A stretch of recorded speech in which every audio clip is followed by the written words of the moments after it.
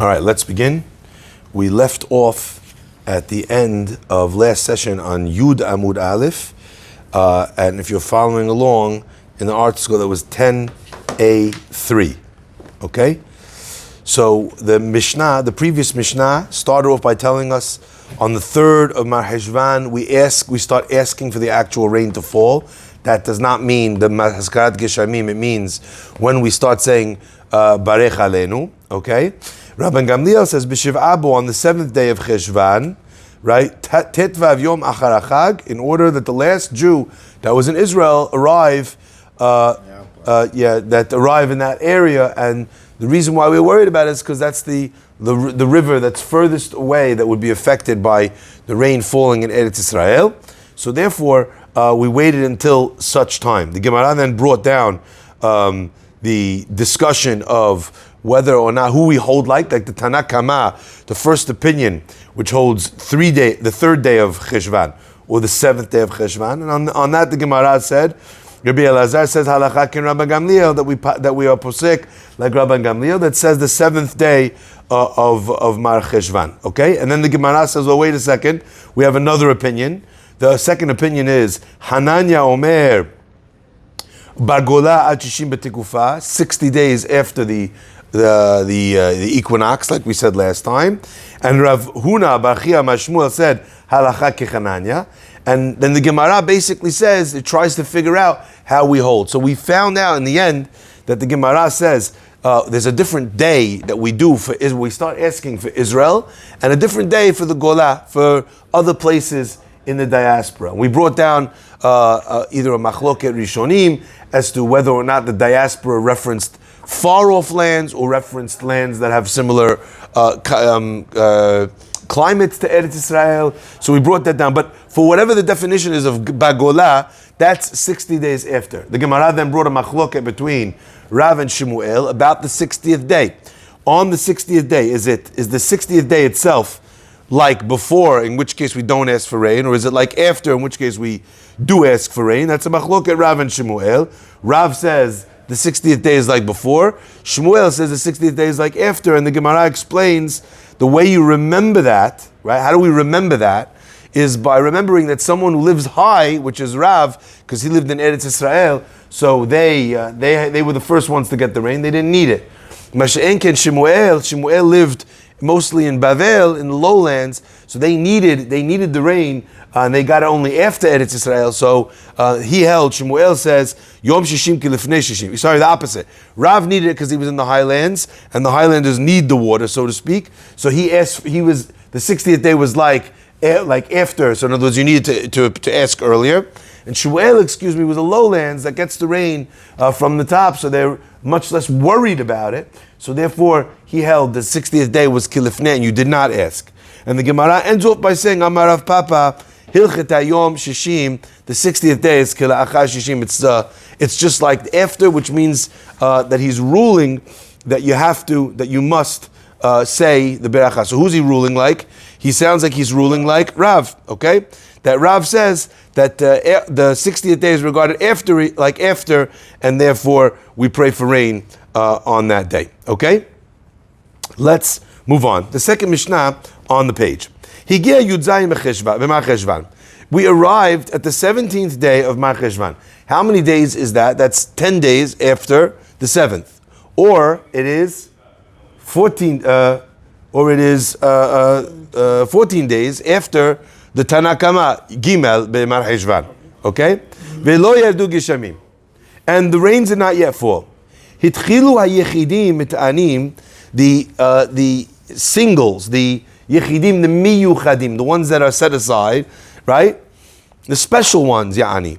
Mit'anim, they would start fasting gimal ta'aniyot. They would start fasting three different fasts. Ochlim v'shotim meshechashecha. The halakha is that they're allowed to eat and drink like we have in a regular fast after nightfall. Okay, so they don't fast continuously. Umutarim melacha, and you're allowed to work on the fast day. It's not like certain fast days we say a person's not supposed to work, they're supposed to focus on the fast day, like as an example, on Tu B'Shvat, on Chab B'Av, even though there's no Isur Melacha, but we say a person doesn't see Siman Beracha from work that they do on that day, and you really should not be working.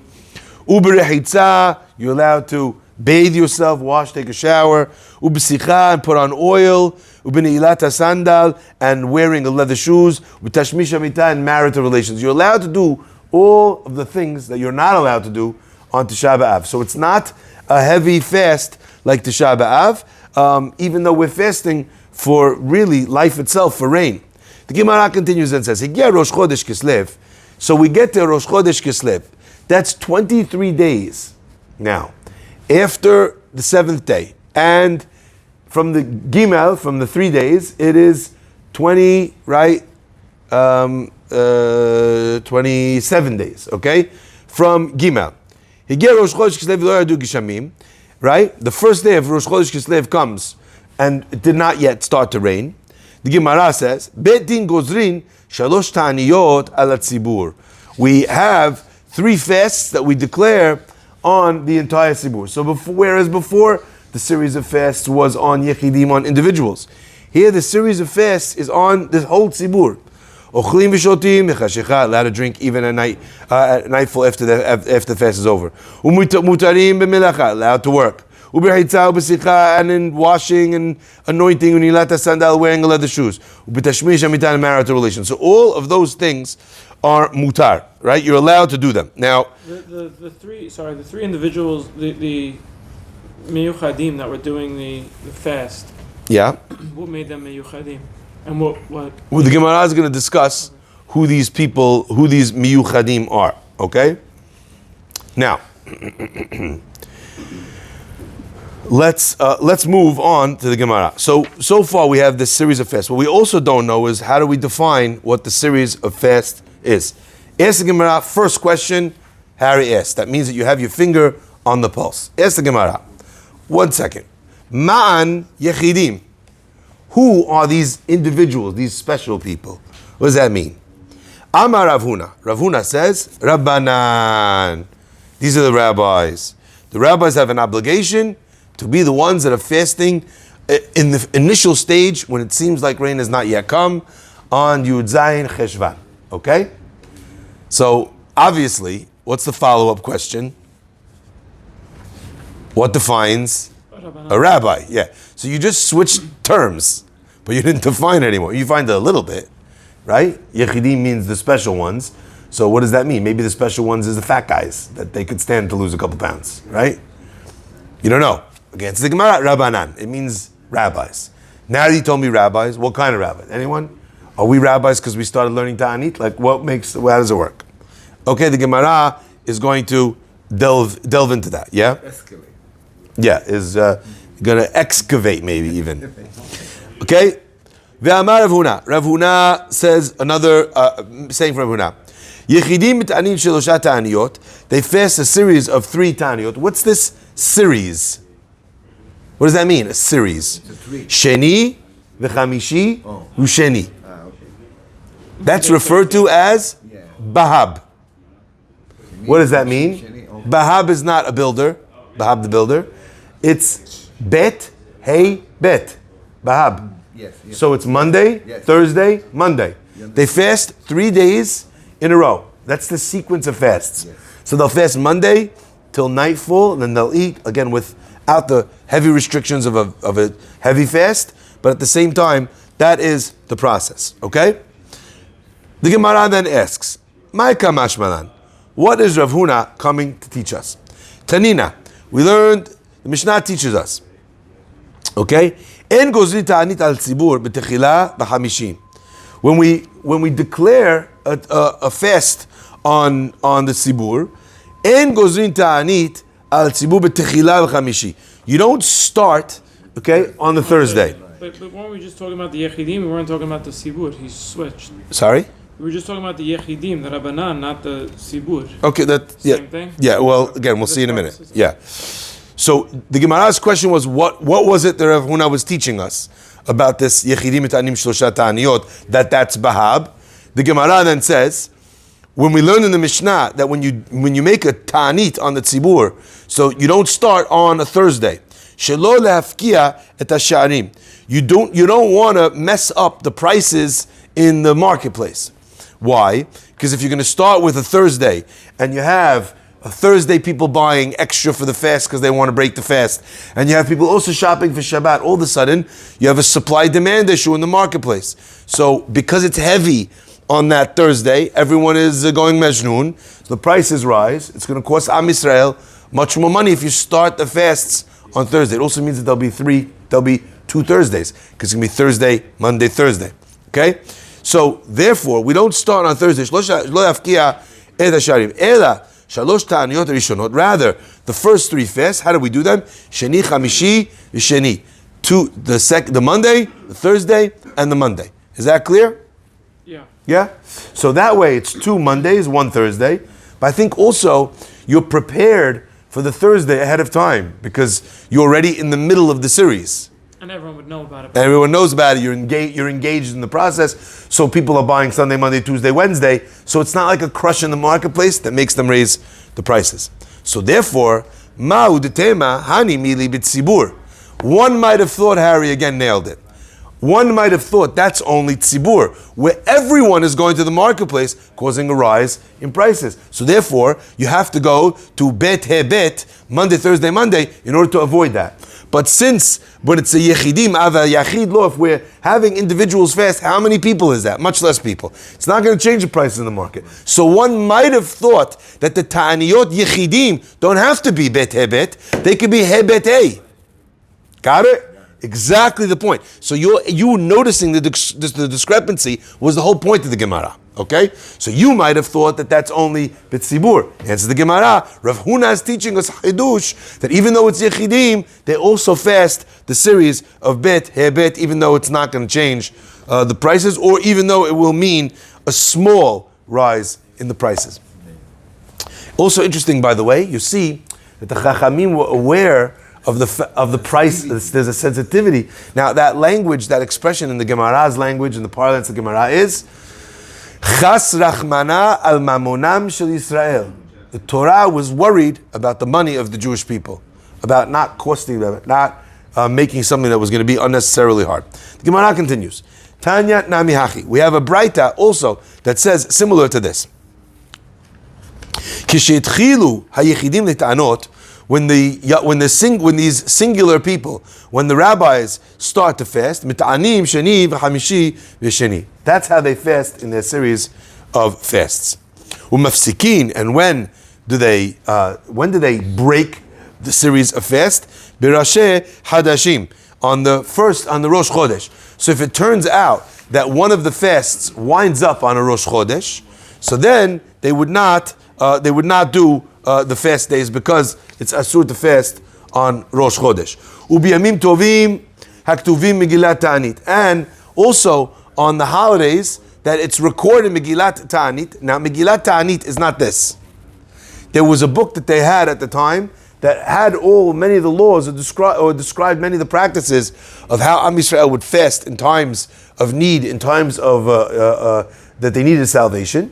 So the Gemara is referencing this book that was written, far prior to this, that had all these different things, the different days that were set aside that were not fast days. Okay, so any of those days, B'yamim tovim haktuvim Megillat Taanit, and on the holidays that are recorded over there, and those days they made them special days, and therefore, if it was a special day, you're not allowed to fast because it was a day of celebration. Okay, now we're going back to what we said earlier. The Yechidim are the rabbis, but we don't know what that means. Tan Rabbanan, the rabbis explained. Okay, Al Yomar Adam Talmid Ani. A person should not say, "I am a Talmid." Ani Ra'ui Lihiyot Yachid. I am not deserving of being called a Yachid. Hadda wants to go to reserve cut. He's like, "Oh, I don't want it. Today's Monday. Chalas, now I can't eat because the Yechidim are fasting. I'm out." You know what? I'm a Talmid. I'm more Talmid than Chacham. So don't count me in. Ela kol Talmidei Chachamim Yechidim. If you're a Talmid Chacham, then you are considered a Yachid.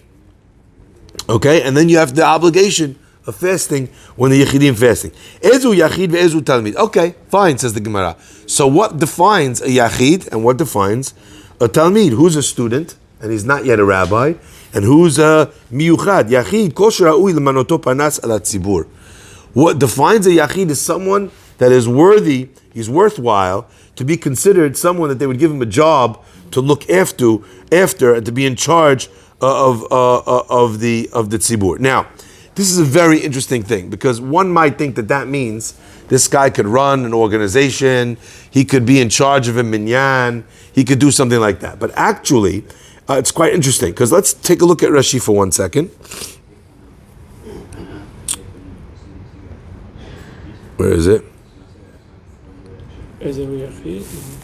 No. The Parnas, it's right. Where is it here? Okay, let's continue. We'll continue. We'll come back to this. Yachid kol shera'ui l'manoto parnas al hatzibur. Talmid kol sheshoalim oto dvar halacha belimudo ve'omer ve'afilu b'masechet dekala. So the Gemara over here says that a yachid is someone who's worthy to be appointed a leader. On the other hand, the talmid is anyone that you ask him a dvar halacha belimudo in what he's learning specifically then, and he's able to say ve'amilu masechet kala, and even if it's a specific element of learning that his expression, his Talmudic mastery is over. So let's say he only knows a small amount. He's got one Masechet Kala under his belt. That's a relatively simple. That's what he can answer. That's considered a Talmid. Okay. But what's a Yachid? A Yachid is obviously someone who could answer even not in something he's learning. So pretty much no matter what you're going to ask him, he knows the halakha. That's a yachid. That's a person who knows like everything, okay? Talmid is a person who knows a specific area of expertise. And what did we say about the Talmid? The Talmid also has to and should consider himself a yachid, okay? For the sake of this, that's what we said. Remember? Talmid, person should not say Talmid ani ra'u liot yachid. The Gemara then says, what's a yachid? Yachid is everything. Talmid is someone who answers on the area in which he is learning and which he is learned, even if it's on a small amount. So that means if you have a person who knows even one masechet well, and he can answer on that masechet that he's studying, that's considered Talmid. And now that guy is now called Yachid because of what we just learned in the Braita, that a Talmid should also say he's Yachid. But if you have a student or a person, a Talmid, that does not have even that one Masechet, that one tractate that he can't answer, he's not included in this Yachid. This would be many, many people, by the way. Who could say that they know, how many people in the population, in the community could say, yeah, you could ask me anything Masechet Rosh Hashanah, I know the halakha. Not I remember that I learned once the Gemara, but I know the halakha. It's very tough. Even when you learn a Masechet, even when you learn it multiple times, does that mean you're capable of answering questions of halakha on everything in the Masechet? For sure not. Okay? So a student that doesn't have that is not even a Talmid, and therefore he's not included in this. Every Talmid is also a Yachid. Okay? Let's continue. The Gemara says, Tan Rabbanan, Lo kol harotze la'asot atzmo Yachid oseh. Let's say you're thinking, you know what? I'm doing intermittent fasting anyway. I fast anyway till 1 o'clock, till 12. It's a short day. For 3 more hours, I fasted. So I'm not a yachid, I'm a regular guy, but I want to be part of it. Lo kol harotze la'asot atzmo yachid oseh. Talmid oseh. Or not everyone wants to make himself into a Talmid oseh. Okay? Divrei Rabbi Meir. Rabbi Meir says. Rabbi Yosef, on the other hand, says, Oseh v'zachur latov. Fadal. You want to join? The more the merrier. Oseh, you should do it. And zachur latov. Like who do we say? We say about on Purim, right? Arur, Haman, Baruch, Mordechai, Berucha, Esther, Arura, Zer, Berucha, Esther, Arigoya. The Gam Charvona, and also Charvona, who went to Achashverosh in that critical moment. He said, and also Charvona, Zachur Latov. should be remembered for the good because he saved all the Jewish people. So here, he's using the same language. You fasted, you didn't have to, zachur latov. You should be remembered for the good. It's a pretty beautiful language, right? And that's what Rabbi Yosef says, anyone that wants to join. You know why he says that? Because it's not, no one's going crazy. Wow, you fasted, you're so amazing. It's hard. But at the same time, it costs you without giving you much. Let's say, as an example, a guy decides he wants to wear the special clothing of the rabbi. There, we would tell him, you're not allowed to act like a rabbi, dress like a rabbi, pretend you're a rabbi, if you're not a rabbi. What do you mean, I want to dress this way? No. We say that comes from an arrogance. And that comes here, there's no arrogance associated with fasting. Why? Simply because it's a it's a tough position, and no one really realizes, it's not immediately evident by looking at you that you're fasting. Yeah. So it's not something you would do for arrogance. Where do we find this concept also? If a person does something that's super religious, outside of his level of religion, we call it mechzi keyuhara. It seems like arrogance. So as an example, the person is, praying like this, crazy with, more than mechzi. You come across like you're trying to make yourself bigger. The Gemara continues. So we have a machloket between Rabbi Meir and Rabbi Yossi. If it's come one, come all, if it's come one, come all for it. The Gemara then continues. Tanya Irach, the Braita teaches us. Lo kol hayotzeh la'asot atzmo yachid oseh, talmid oseh. Divrei Rabbi Shimon ben Elazar. So we have a Braita that's structured the same way as this Mishnah. And Rabbi Shimon ben Elazar, he says the same opinion as Rabbi Meir. Okay? Rabban Shimon ben Gamliel Omer, Rabban Shimon ben Gamliel says, B'ameh dvarim amurim b'davar shel shvach. When do we say that a person's not allowed to make themselves into a yachid or into a talmid? That's what something that brings you, prestige, honor. Guys like, you know what? I want to pray on the podium of the rabbis. When it comes to something which is painful, which is hard, oseh v'zachur latov. He could do it, and zachur latov, he should be remembered for the good. She'en shevachulo, ela tzarulo. So the Braita is almost an exact replica of the machloket Rabbi Meir and Rabbi Yossi, okay? Except over here, it's in the Braita, it was the battle of Rabbi Shimon's.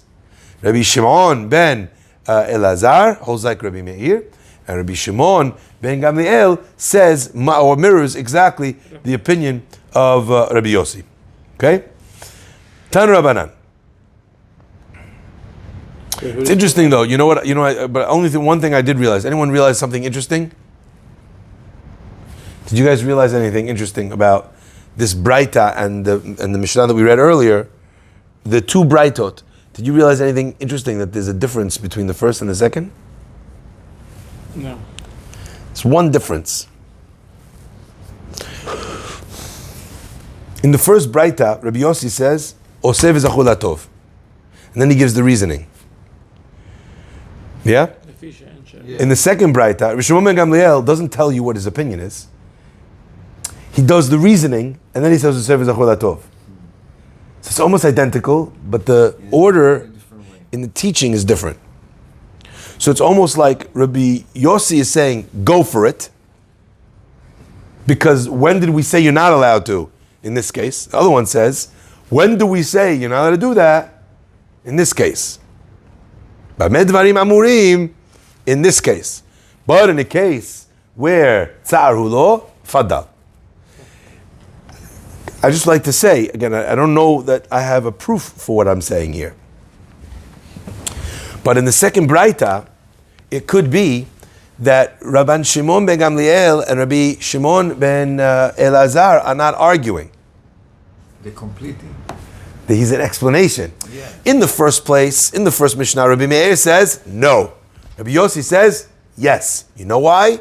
You know why I disagree with you? Because it's tza'arulo. In the second Braita, Rabbi Shimon ben Elazar says, no. Says Rabbi Shimon ben Gamliel, when do we say no? in a time of shvach. But in a time of tsar, we don't say no. Which means that actually it could be that both opinions in the second Braita actually agree with Rabbi Yossi. But he said no. No, but the point is, he said no, and the second opinion doesn't say yes, so they're against each other. He says no, and he says, "Bamed devarim amuri." When were these words said? I.e., when did he say no? In a scenario of shvach, and then it's a clarification, not a machloket. If that's the case, then both Rabbi Shimon's could actually fit into the opinion of Rabbi Yossi. You see? So the switch in the way it presents it might actually completely change the Mishnah, the Mishnah or the Braita. So it's always important to pay close attention. I could look in the Sefarim and the Mefarshim if anyone says this diuk that I said, or if it's just what's it called? If it's just my own how do you call it? Idea. Tan Rabbanan. The Gemara continues. Tan Rabbanan. Mi shaya mit'aneh al atzara ve'avra. Someone was fasting, and it was for a specific problem.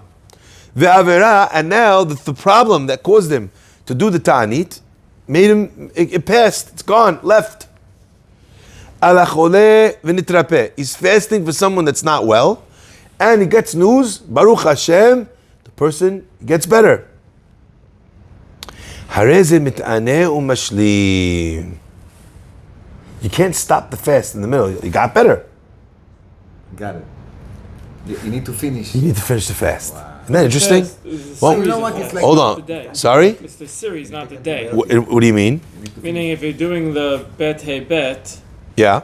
it's not just on if Monday the guy gets better at 2:00 in the afternoon. You just start eating it then. How do you know that? Because point number 1 on the bottom says. Yeah. series. No, I'm saying that was my question. how do you know that from the Gemara? Where does it say so? What do you mean point number 1 on the bottom? Oh, on the English, on the bottom. Yeah. The notes. Where are you? number one. So. If either of these days One? falls on Monday or Thursday, But that's not this Gemara. This Gemara is 10 and 11. Yeah. Sorry. Yeah, you see? Yeah. That's not on this. So, right? You know how I knew it wasn't in the notes? Because how would you know that from this? How would we know that from the Gemara? The Gemara says, Mishaya mit'aneh, he has an obligation to finish it. What would be the proof? That was why I knew that this note wasn't on I this. asked if it was the series or the thing, and then I saw it, and I just and then you looked it over just there. happened to be Right. So, by the way, you could be right. Well, But what I was challenging on is where in the expression of the Gemara would one see that that's the case. So the halacha is here. Now, forget the series for a second, Harry, because that's even bigger chidush, right? But like I would have thought, I'm fasting for this person to get better. Then they come out of surgery, the guy's like, it's a success. Why do I have to keep fasting? right, it worked. Work, done. So we're going to learn something very powerful, I think. Like in antibiotics. You take antibiotics. No, you need to finish the It's a antibiotics. great example, by the way. Right? It's like That's a fantastic, it's good and then it's like the it's a fantastic Finish example. the last 3 days. yes. Yeah, even though you It's feel just fine. not- you need to finish. You gotta kill it. Yeah. Okay, now, having said what I said to Harry, there is a machloket in the Rishonim as to whether or not what you need to complete is that one or the whole series. Machloket. But not everyone holds that way. Because like I said, it's even a chidush, you have to finish that fast. But what's the reason why? You get it? There's a machloket in the Rishonim on this. If what this means is the individual or the series. But let's look at Rashi for 1 second. Rashi says,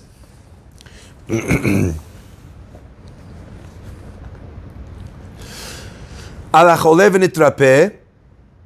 Right. Rashi adds an extra dimension. Where's the Rashi? Rashi is like midway through the page, right by Gilyon Hashas on the side. Got it. Oh, that's Yes, the- yes. Ala chole v'nitrapeh hu adin im meta chole. If he dies, Yeah, if he dies, also you have to finish. Wow. By likiyume nidro. So that word from Rashi already gives us an understanding in the logic of the Gemara. By likiyume, he must keep Finish. nidro. Promise. oh, it's swear. Ned there Now it's obvious why I have to finish the fast. because he made us. I made a neder, I'm going to fast for this guy to get better. Now the guy got better. I still made a neder, I'm going to fast. So in the acceptance of the fast, how does that change my neder? Ala tzara v'avra mit'aneh u'mashlim. He fasts and he finishes. V'im lav, and if he doesn't finish, nir'ah kimatneh im kono, it looks like he's making a deal with his creator. Im ta'avor et aneh. V'im lav, lo et aneh. If not, I'm not. Forget it. Wow. Are you making deals here? If you're promising you made a neder on yourself that you're going to do and you're hoping it's going to be a zechut, fine. But the fact that you're doing it, turning it on off like it's a tap, illustrates that you think you're the one that's in control here. That's inappropriate. Not only that, you made a neder, you have to keep it. Once you see the word neder, now already I start to understand even the opinion of the Meiri that we said earlier, the Rishonim, that hold that you have to finish the whole series. Now it's quite logical. If I made a neder, I'm going to keep Monday, Thursday, Monday. Halfway through the first Monday, the guy gets better. What the heck does that have to do with Thursday, Monday? That I swore that I promised I'm going to keep. Doesn't get me off the hook. You gotta keep going. You got to keep going. So what if it starts raining too? Now let me say, I don't know what would happen if the guy actually made the condition in the neder. I know this. I knew that he was going there. Meaning he I'll said, do until he's Monday getting thing. So you're getting So long as it doesn't start raining before the completion. Yeah. Or so long as the guy doesn't get better. It's like provision. That I don't know. I don't know. We have to look. We got to look into that. But the point is that it would seem to me, from the way Rashi sets it up, it would seem to me that also you'd have to fast. Because if Rashi is saying shelo yira'eh, you shouldn't look like that. Right. How much more so you shouldn't actually say it? Right. So it's actually you give a condition. So, on the one hand, we're not sure, but from the words of Rashi, it would indicate that that's how he holds. However, we'd have to look in to see what the halacha would actually be. The Gemara continues. Sorry, Rabbi. So now I'm on the right point. Point 11. It says here at the bottom. Yeah. Meiri, however, rules that only that day's fast must be completed. Correct. The rabbi said that. So Meiri holds that you only keep one. Even The if other Rishonim, there are other Rishonim that say the whole, But all of The them. Meiri's condition was one, even if you were in day one of three of a 3 days of a 3 fast series. I'd imagine, unless it was not a neder. Okay. Just wanted to Okay. clarify that. Now I'm sure that Meiri would agree that if you made a neder, that you would not be off the hook. But what the Meiri is trying to communicate probably is when the person just says, I'm going to fast. I'm fasting for this guy to get better. Then the guy gets better. Meiri holds, okay, now you got to finish that one, but the other ones you don't have to finish. But if the guy said, b'peh maleh, I'm fasting Monday, Thursday, Monday, I'd imagine even the Meiri would hold that you'd have to. Obligated. Obligation. Even if the guy dies. Regardless of death or better. Yeah. In other words, the change doesn't affect the fact that I've accepted on myself a fast. Okay? We're going to see actually later that when a person takes on a fast, there's a process that they undergo where they actually almost make that commitment. So once we hear the guy's making a commitment to fast Monday, I'm fasting tomorrow, the outcome of what happens doesn't change the fact that I said I'm going to fast. So we're going to have to look into the differentiation of if a person just says I'm fasting for this, or if he commits to fasting. You see what I'm saying? Yeah. Okay, let's carry on. And in Taanit, we actually discussed the halachot of declaring a Taanit from Mincha from the day before. We'll talk about it. Ha'olech makom, a person goes from a place she'en mit'anim. Let's say I'm in Deal, New Jersey. In Deal, New Jersey, I have no problem with the rains. I go to another place, let's say they're in Brooklyn, they're having a problem with the rains. There, the community decided to have a gezerah on fasting. So I moved from one place, I went from one place to the other. From a place where they are fasting, I went from Brooklyn. To Deal, to a place where they aren't, where they aren't. This person, what is he supposed to do? Sorry, I skipped the first part. A person who goes from makom she'en mit'anim, from a place where they're not fasting, Deal, to Brooklyn, makom she'mit'anim, harei ze mit'anei mahen. He fasts with them. Okay? Got it. Yes. So he's moving to this new place. Yeah. Comes to this new place. Join them. Yeah, you take on the minhag of the makom, the strict elements that they're doing. Right. Makom she'mitanim. Let's say he goes from Brooklyn to Deal. Makom she'en mitanim. Right, to a place where they're not fasting. Harezeh mitane umashlim. This person, he fasts and he completes it. Okay, so it sounds like he gets shafted both ways. So if you go from fasting to no fasting, from no fasting to fasting, you're with them in the fasting. Fasting to no fasting, you also need to fast and finish. But let's say you. Why? Yeah. Well, I'm going to go with them. Even if you're just traveling there, you're not even like staying there as a resident. Sorry? Even if, in your example, let's say you go from Deal to Brooklyn for like an extended week, but you're not like gonna move to Brooklyn. You have to fast, even though if you're just visiting your family for like a week. So what we're talking about over here is not when the guy's moving. If the guy's moving for good, then he can take on the opinions of that place. So how could it be that we have that the guy's getting shafted both ways? No, it doesn't make sense. The answer is actually it does make sense, because it's not that the law is you keep where you're going to.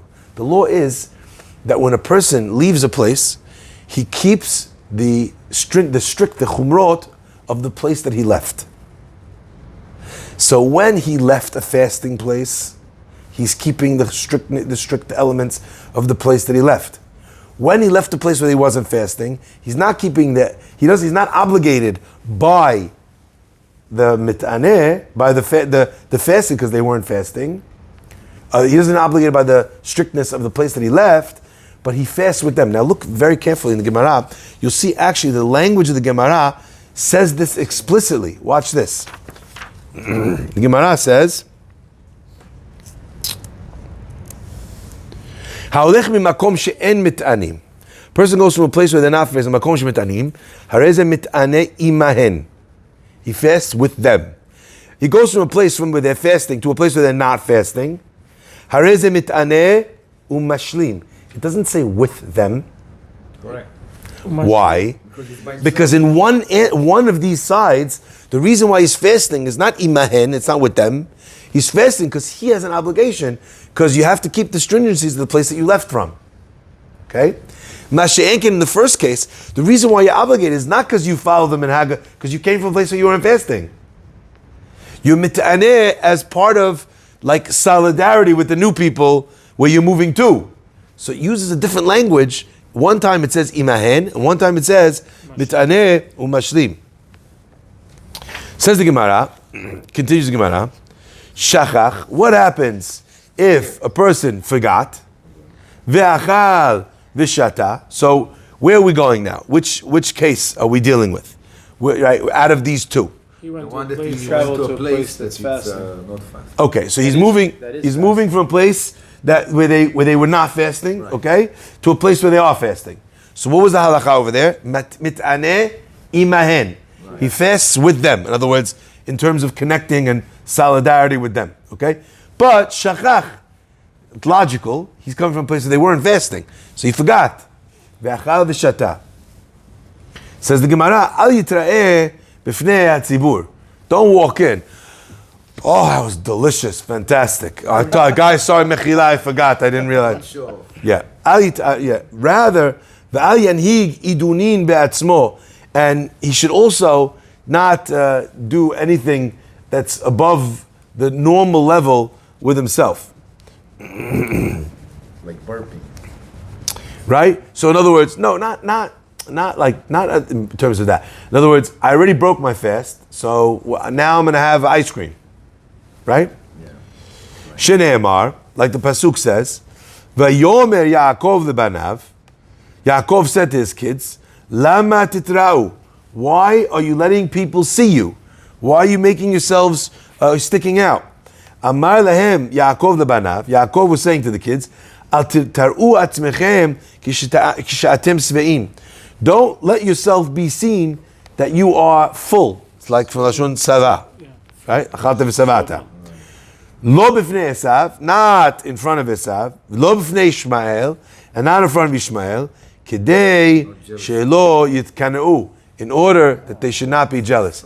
You're traveling now back from Egypt. You're going to come back with all the grain, hopefully, that I hope you'll bring back. All these people that are not going to have that grain to be able to feed their families, if they see you behaving that way, they're going to be very upset. They're going to be very jealous. So the Gemara is interpreting what lo titra'u means. He was telling them, lama titra'u, why are you making yourselves conspicuous or making yourselves seen?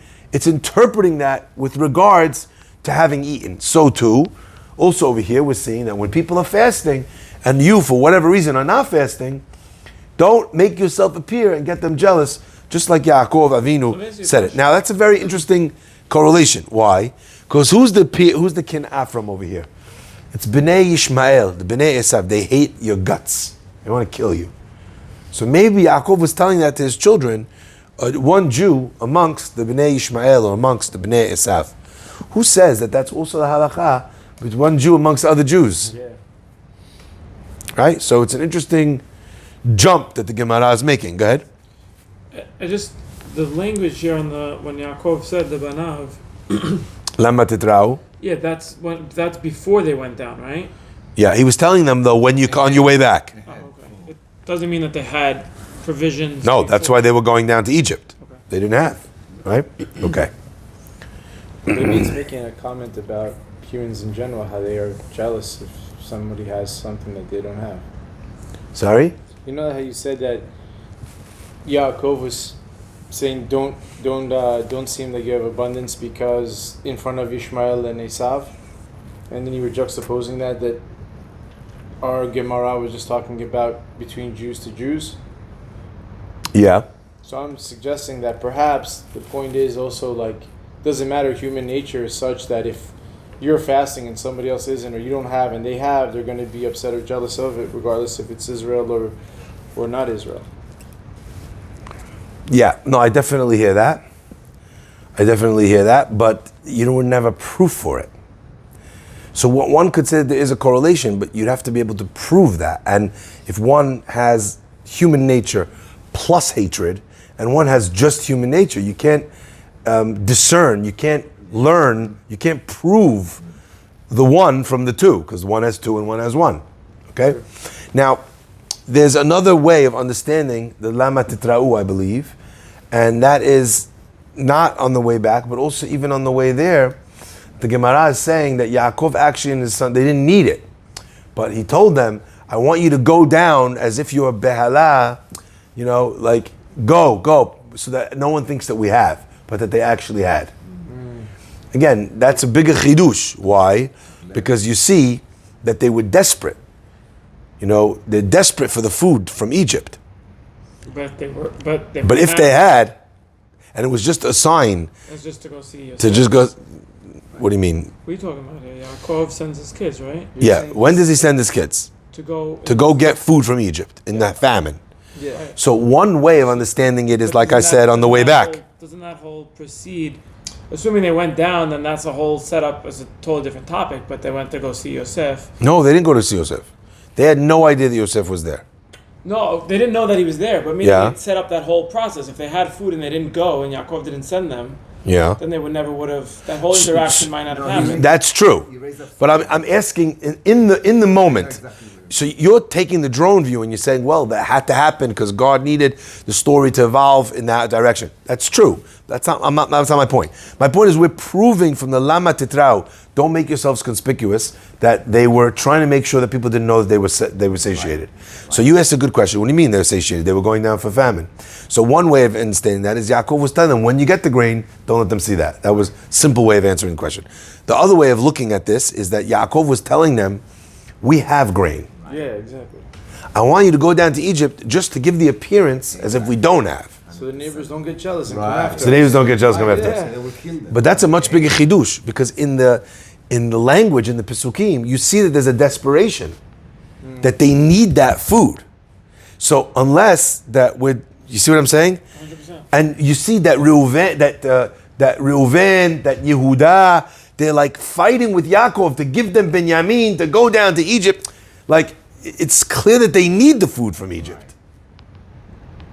Yeah? Is that? Yeah, Yaakov didn't tell me as a whole storehouse, maybe. Who knows? Or maybe. You don't know whether... Maybe, but I think there's also I think there's also another possible answer, according to this way of understanding Gemara, is that there was the first time they went down, and that was like a sketch, and that's where Yaakov said Lama Titra'u, and then there's a second time they go down again, when the famine gets much stronger. Maybe at that stage already, the charade was over. They really had nothing, and that's where you see them fighting with him. Okay. Interesting. Okay, let's just wrap this up.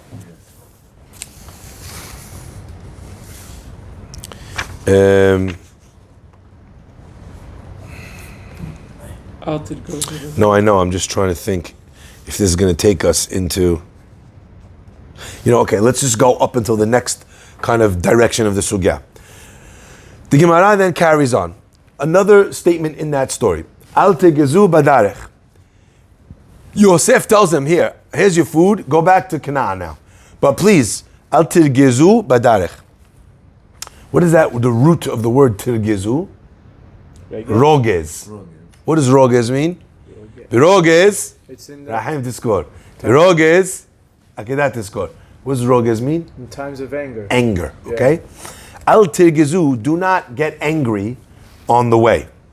The simple understanding was that Yosef was saying to them, please, just go back quickly. Don't fight the whole way home over whose fault it is. You wanted to sell him. Look what you did. Just go quickly. Get Yaakov, bring him back down to Egypt. Now the Gemara is going to give alternate understandings about what this means. Al tegizu badarech. Amar Rabbi Elazar says, Amar lehem Yosef lechav. Yosef said to his brothers, Al tista'asku b'dvar halacha. Don't start asking, what's the halacha on granola bars? So what do you guys think about the get controversy? What do you guys think about kol ram before 9:30, before 9:15, right? Don't start halachic discussions on the way, because if they start halachic discussions, shemet tirgezu alechem hadarech. Maybe at that point you're going to make the road angry at you, which again it's euphemistic. It means that as you're arguing between one another, what's going to happen is you're going to forget where you're going, you're not going to realize what's happening, you're not going to pay attention, and that number one will make for dangerous traveling and also longer traveling. And Yaakov wanted them to get there post haste. Okay? Okay, I get you. You want me to move fast. Any. V'amar Rabbi Elazar bar Barachia, Rabbi Ilai ben Berach bar Barachia said, two Talmidei Chachamim that are traveling on the road, and there's no words of Torah between them. They deserve to be burned. Why? How could you be a Talmid Chacham and you're traveling on a Talmid Chacham and you guys are not talking Torah? You guys are talking about who's going to win the Super Bowl. Impossible. Ru'in li saref. The whole world is depending on you for your Torah, and you're hakiing about nothing. Two Talmidei Chachamim, they must discuss Torah. So here you have all the Shivteka, all the Shivatim. Yosef is telling them, don't get involved in Dvar Halakha. What do you mean? They have to. Shene'emar, like the Pasuk says, Vayihi hem ha'olchim haloch v'daber, and they were walking and talking, holech v'daber, v'hine, rechev esh, v'suse esh, v'yafridu ben shenehem. And suddenly, rechev esh, a chariot, a wagon of fire, v'suse esh, and horses of fire came, v'yafridu ben shenehem, separated between the two of them, between Eliyahu, the Navi Eliyahu, and his student Elisha.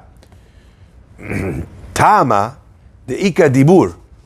The reason why this chariot that went, this horses that went, didn't consume them, and it just went between them, right? But they escaped unscathed, yani. The Ika Dibur, because they were holech, like it says, v'daber, they were walking and talking in Torah. Haleka Dibur, but if they would not have been speaking Torah, if they would have deserved that fiery chariot, the fiery horses, should have consumed them. I mean, that sounds, again, a little bit like a interesting comparison. Again, you're talking about something with two of the Nevi'im. Is that something that always needs to be applied to every case of two rabbis walking down the road? And if not, they're going to be consumed by a fiery Range Rover? What does it work? What does it mean? So all of these cases, they need to be explained, and maybe we'll come back to it in the next class. The Gemara answers, "Lo kashya, no question." Come on, I want someone to pick this apart before we see the answer, unless you saw it already. No. Go back. What do we start with? What did he tell them? Al tigezu badarich, al titasku b'dvar halacha. Don't start dealing with dvar halacha, matters of halacha.